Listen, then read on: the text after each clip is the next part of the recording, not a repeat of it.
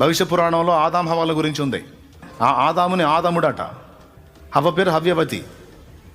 ఆదముడు హవ్యవతి. ఇంకా నయం ఆమదం అనలా, ఆదముడు కాదురా, అదముడు హవ్యవతి. భవిష్య పురాణంలో ఆదాము హవ్వల గురించి ఉన్న విషయాన్ని వీడు విశ్వసిస్తే వీడు కొంప మునిగిపోయినట్టే. ఎందుకనంటే అక్కడ వాళ్ళు మానవ జాతి మొత్తానికి మూల పురుషులని లేదు. అసలు ఆదాము హవ్వల గురించి భవిష్య పురాణంలో రాశారు అంటేనే వాళ్ళకి ముందే మానవ జాతి ఉందని కదా అర్థం. అంటే వాళ్ళు మానవ జాతికి మూల పురుషులు కాదని అక్కడే అర్థమైపోతుంది. పోనీ భవిష్య పురాణంలో ఏముంది, వాళ్ళు మ్లేచ్ఛ జాతికి మూల పురుషులు, వాళ్ళ ద్వారా మ్లేచ్ఛ జాతి అనేది ఒకటి తయారవుతుంది కొత్తగా. కలిపురుషుడు కలి ప్రవేశించిన తర్వాత, కలియుగం వచ్చిన తర్వాత శ్రీ మహావిష్ణువు దగ్గరికి పోయి, ఓ ప్రభు, అందరూ కూడా నిన్నే ఆరాధిస్తున్నారు, నన్ను ఎవరూ ఆరాధించట్లేదు, మరి యుగధర్మం ప్రకారం నన్ను ఆరాధించాలి కదా, మరి నాకు అన్యాయం జరుగుతుంది అంటాడు అనమాట. ఈ కలిపురుషుడు ఎవరో మీకు అర్థమైపోవాలి ఈ పాటికి. చూడండి, అంటే అప్పుడు శ్రీ మహావిష్ణువు చెప్తాడు,